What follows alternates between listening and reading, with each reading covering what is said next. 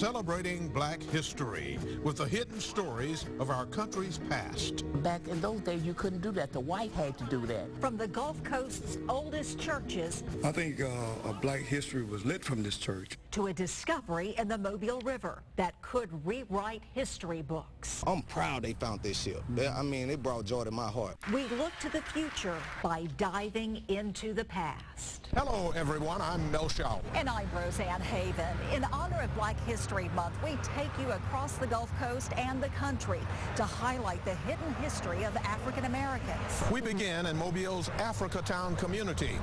It was formed by the last known slaves to come to America. They arrived here on a ship called the Clotilda in 1860. For decades, its exact location has been a mystery. But as Bill Riles reports, all that changed very recently with the discovery in the Mobile-Tensaw Delta. It could be one of the most significant historic finds along the Gulf Coast in many years. The Clotilda, the last slave ship to come to America, was thought burned and destroyed in the Mobile Delta. Who knew that almost 160 years later, wreckage of a ship that could possibly be the Clotilda has been discovered? I'm proud they found this ship. I mean, it brought joy to my heart. A great-grandson of Cudjoe Lewis, the last survivor of the slave ship Clotilda, is reacting to the possible discovery of the ship in the Mobile Delta. Environmental and investigative reporter Ben Raines discovered the wreckage of the ship just a few miles up the Mobile River this past December. You know, we've got an old ship in the right place. The Clotilda arrived in Mobile in about 1860 with more than 110 slaves on board from the African kingdom of Dahomey, now the nation of Benin. It was an illegal venture contrived on a bet involving wealthy landowner Timothy Mayer, who said he could bring slaves into the country. But federal authorities caught wind of the plan. When the ship arrived, the captain offloaded his cargo onto a riverboat and set Clotilda ablaze and adrift. The Africans went into slavery in various locations, but after the Civil War, they were freed. A group asked Mayor for some land. That group settled here at what they called Africatown. It's a story Emmett Lewis says he's heard his entire life. You know, it got repetitive at some points. But he's told me the story, and one thing I'm proud of, I am proud to say I've been listening the whole time. Lewis isn't alone. Other descendants of the ship say they're proud of the heritage. I take pride in the fact that they were able to survive that passage to America, regardless of how you got here. They are your ancestors. Oftentimes, maybe not under the best of circumstances, but yet you are here because of them. While more research needs to be done, Raines said he definitely believes this is the Clotilda. It's circumstantial at this point. We won't know anything concrete until, you know, they dig in, literally dig it up. Raines said he initially took a shipwright and 2 archaeologists to the site just a few miles up the Mobile River. A cold north wind that brought an unusually low tide exposed the wood and metal indicative of the mid-1850s when the Clotilda was built. He believes there may be much more of the ship preserved in mud. You might still have all the inner construction down there, which would have included the pens where they had the captives, manacles.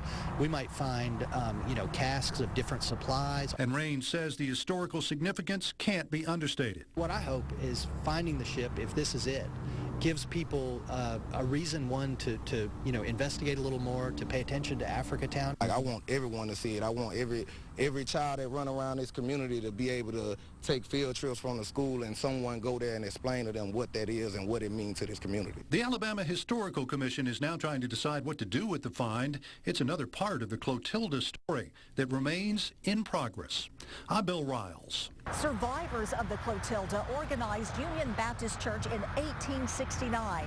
The red brick structure you see today has been around since the 1950s. Across America, uncovering the roots of a community can sometimes be as simple as going to church. From Mobile, we go to Pensacola, where Bryant Clerkley takes us inside the oldest African-American church in the city.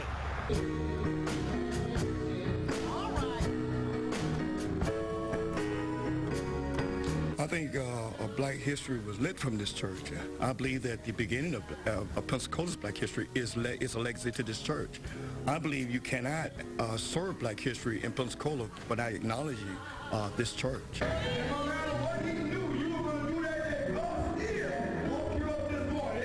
Reverend Reverend Carlton Abney has been the pastor at historic John the Baptist Church for the last 18 years. But the church's roots go back to 1846, when it was originally called the First Baptist Church for People of Color. At that time, blacks and whites worshiped together. After the Civil War, there was a conflict between black and white church members. Back in those days, Abney says African Americans could not own land. But they had trustees in the church, and the trustees had to be a white male. And when the white males left the church, that means the black men had to come and reorganize the church, because they went on and built all other churches, and they kept on going. But this church had to move on the backs and the minds and the strength of our Lord. In 1872, the church moved about a mile away to 10th Avenue in Salamanca and was renamed John the Baptist Church. The membership of the new church consisted of all blacks. The church had to be rebuilt in 1896, then again in 1897. First a fire, then a storm. Georgia Smith is the church historian.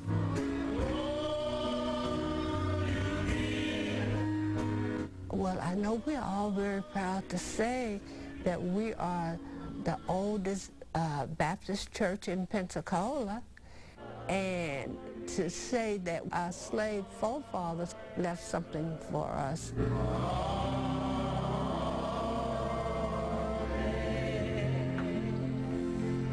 83-year-old Annie Jewel Stewart was baptized in this church when she was just 12 years old. Our parents was all involved in the church, John the Baptist Church. So naturally, we had to be involved in John the Baptist Church. Stewart says the church's history highlights how far African Americans have come and the challenges they had to face to get there. We can be in control of the church. We can make our own decisions, you know. We have a committee where you can make your own decision. But back in those days, you couldn't do that. The white had to do that. But Stewart says there's still some work to do when it comes to race relations in Pensacola. She says, if anything, the church's history taught her a very important thing. You got to love. That's number one. You got to love. It doesn't make any difference what color the skin is. From your heart and what God says, you got to love. In Pensacola, I'm Bryant Clerkley. Back here at Union Baptist Church in Africatown, this actually was not the first place of worship for survivors of the Clotilda. After they were free, they worshiped at the Stone Street Baptist Church, about 4 miles away, until the Union Baptist Church was built. That was the bomb that was heard around the world. That bomb killed 2 civil rights activists, a husband and wife. The KKK was lurking in the orange groves. They didn't know it. Decades later, the interest in their story has just grown by leaps and bounds. The push to honor and remember them. And while other cities were torn apart by violence, the story of 2 men who helped to unify Mobile.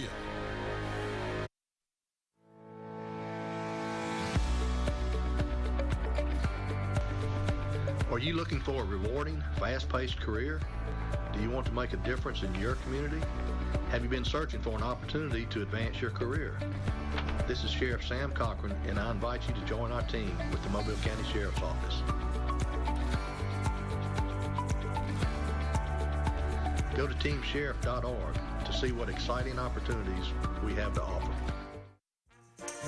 Mardi Gras is on the way, and D&K Suit Discounters has everything you need to party in style. Own a tux for as little as $89.95, or tails for only $99.95, or get the costume de rigueur package, which includes tails, PK shirt, vest, and tie for only $169.95, or rent a tux starting from $69.95 with same-day service available. So, for all of your formal wear needs, shop D&K on the Beltline today. Palmer's Toyota Superstore, your original Gulf Coast family store. Biloxi to Fort Walton, Thomasville to Fort Morgan. Everyone loves saving at Palmer's Toyota Superstore. With one of the largest selections of quality cars, trucks, and SUVs in stock, and always on sale. It's easy to see why the Gulf Coast loves shopping at Palmer's Toyota. Right now, drive the 2018 Tacoma Double Cab for $204 a month, or drive the 2018 Tundra Crew Max for $250 a month. Palmer's Toyota Superstore, your Gulf Coast family store, built for you. The Alabama Department of Veterans Affairs is dedicated to providing the best possible services and benefits to veterans and their families. Veteran service officers provide compensation and VA pension claims and other veteran services in 67 counties, bringing around $1 billion in federal funds annually. We also oversee the Alabama GI Dependent Scholarship Program. The department oversees a state cemetery located in Spanish Fort. All eligible veterans receive free burial services. Go to va.alabama.gov to find out more about what we offer. Weeknights on MeTV. Watch Hawaii 5-0 at 5, MASH at 6, and Gomer Pyle at 7. You can find MeTV over the air and on these and other providers. Welcome back. You can't talk about the history of Mobile without talking about Joseph Langan and John LaFleur. Langan, a former mayor, also served in the Alabama legislature, and the city's largest park is named after him. LaFleur, a civil rights leader, served in the Alabama House, and a high school in Tolmanville now bears his name. There's a good reason. This park that honors them is called Unity Point. They were men of action, but they were also men of peace. During the civil rights movement, they helped Mobile limit the violence seen in other parts of the country. We head to Mims, Florida, just outside Orlando. Rod Carter brings us the story of the only husband and wife to die fighting for the movement. Before Martin, before Medgar, there were the Moores, Harry T. and Harriet V. Moore.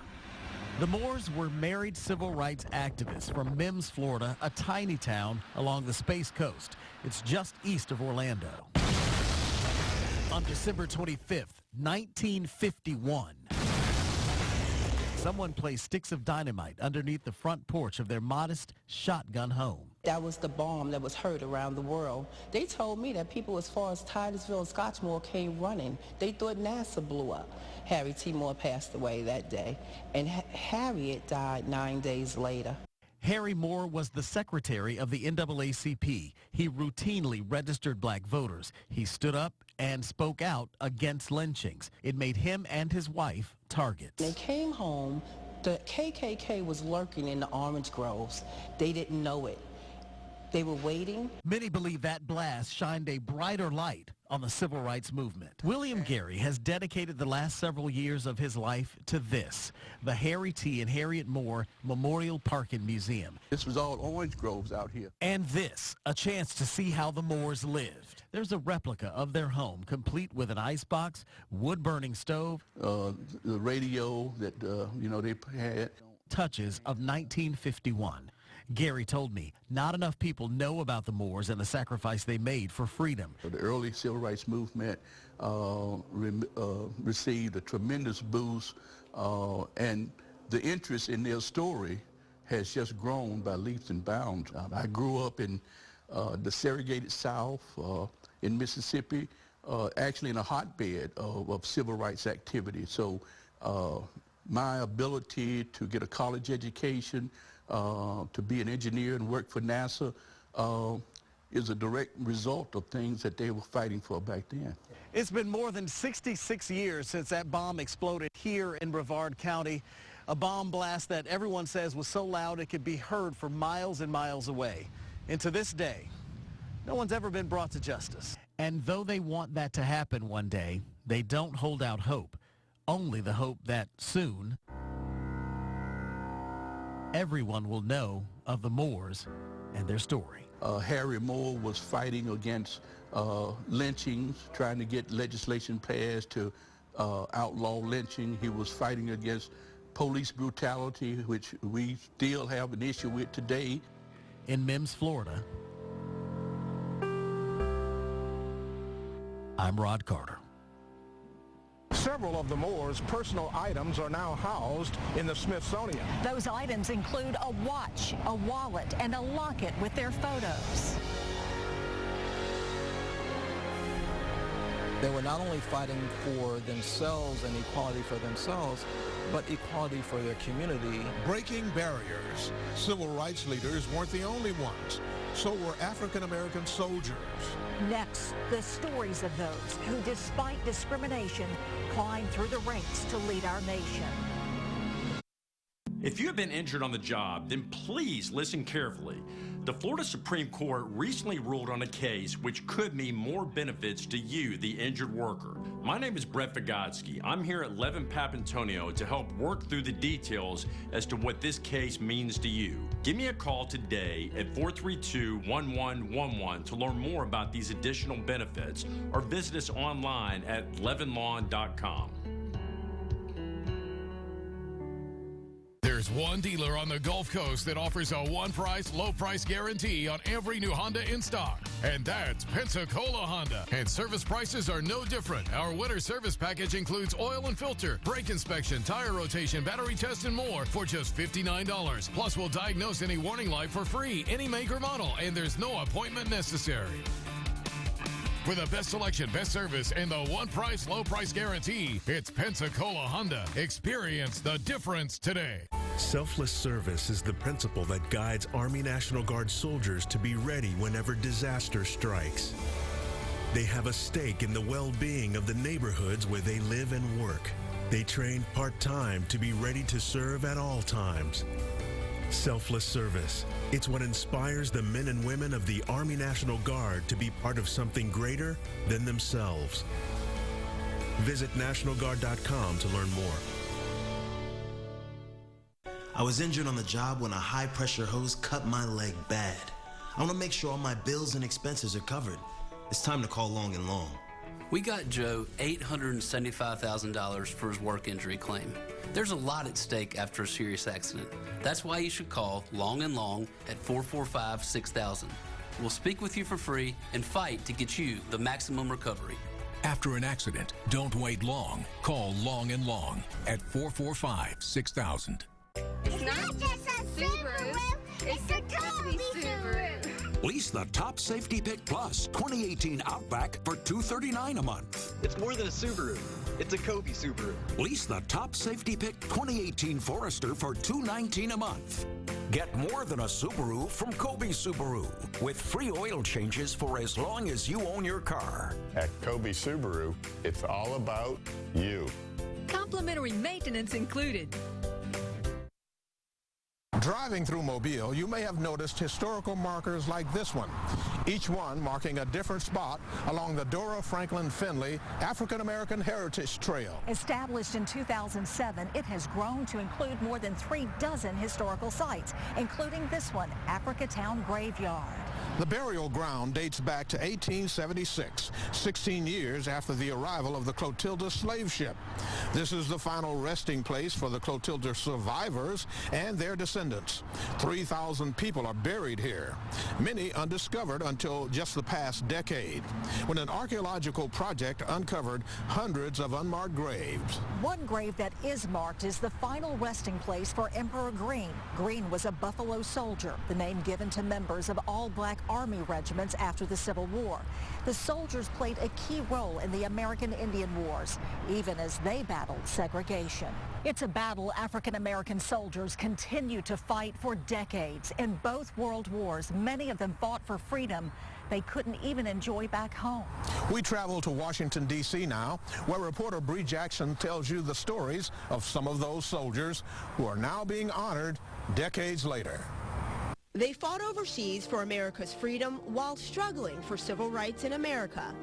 Now, some of those service members are honored at the National African American History and Culture Museum. Curator Kwasi Salter says the exhibit Double Victory shares stories of the two battles facing black troops during segregation.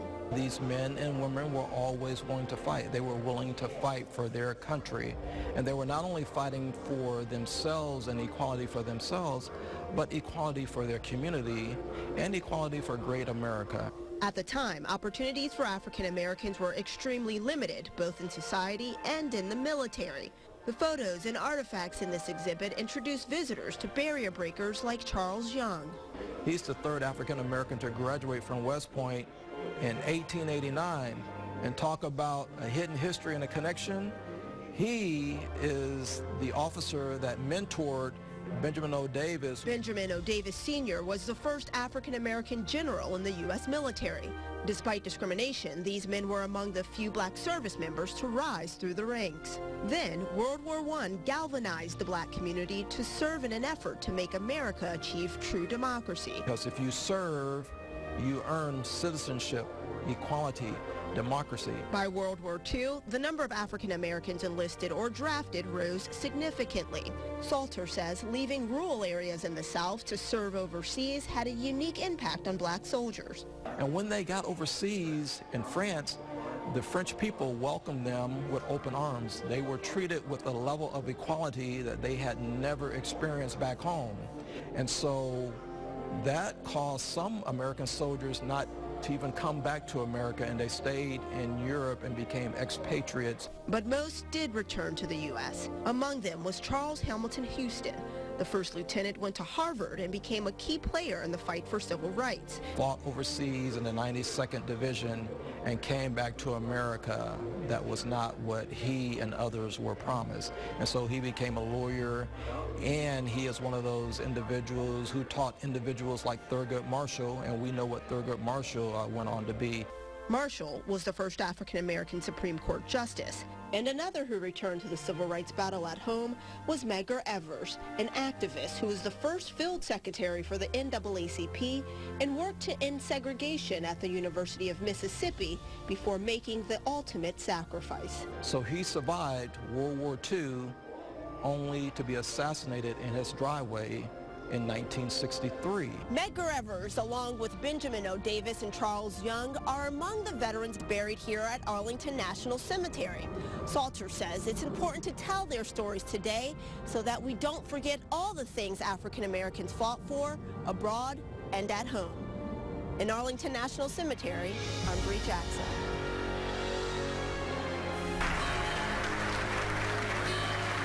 Silent for decades, but not anymore. Next, the little-known journey of the Freedom Bell and how it became a symbol of faith, struggle, and perseverance for people all across the country. One moment can change a life. Intelligent technology can help protect it. The 2018 Audi Q5 is here. It's hard being a smoker. I've heard all the lectures. You know, you shouldn't smoke. I know all the signs. I've seen all the faces. I know the money it costs me. But that doesn't change the fact that it's hard to quit. Quit your way with Tobacco-Free Florida. With free patches, text messaging, emails, phone, group, and web coaching. Call or visit tobaccofreeflorida.com. Have you ever had car trouble in a place like this? Yes, and it was like the worst experience of my life. When I get into my car, I want to know it's going to get me from point A to point B. Well, then I have some good news. Chevy's the only brand to receive J.D. Power Dependability Awards for cars, trucks, and SUVs 2 years in a row. Get 0% financing for 72 months on most 2018 Chevy Malibu models when you finance with GM Financial, or get $2,500 total cash allowance on all Malibu LT models. See your Gulf Coast Chevy dealers. Struggling to make your house payment? You may qualify for Hardest Hit Alabama, a federally funded foreclosure prevention program. After an unexpected layoff, my savings had run out, and I could no longer make my mortgage payments. Hardest Hit Alabama saved me. They helped me keep my home and preserve my sense of self so that I can make a fresh start. Hardest Hit Alabama has helped thousands of Alabamians. Visit hardesthitalabama.com to learn more and apply for help. Strong, intelligent, explosive. The all-new Audi S5 Sportback.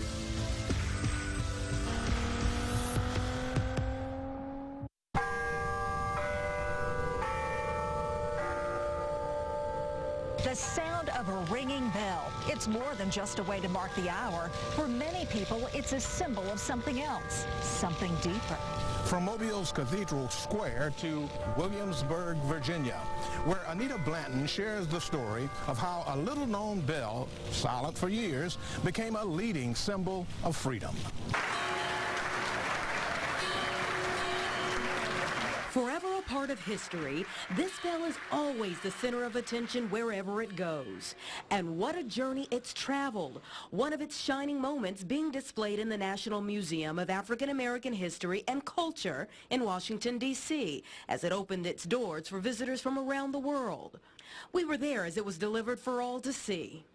This bell has become now a symbol of remembrance. Remembering a chapter of our nation's story dating back to 1776, and a people who wouldn't let shackles hold them back. And there should be justice, liberty for all. It is not yet completed. Amen. Amen. But ringing this bell will be symbolic to healing those wounds. Wounds first suffered down the highway in Williamsburg, Virginia, by a congregation of slaves. Imagine the pride that the original members of the First Baptist Church Williamsburg would have about how far the bell and their members have come. From ringing among slaves worshiping in secret to taking a prominent place in our nation's capital for a special milestone in modern history and being transported back to Williamsburg, where it first let freedom ring. You could call the Freedom Bell a time traveler, now marking the beginning of a new day.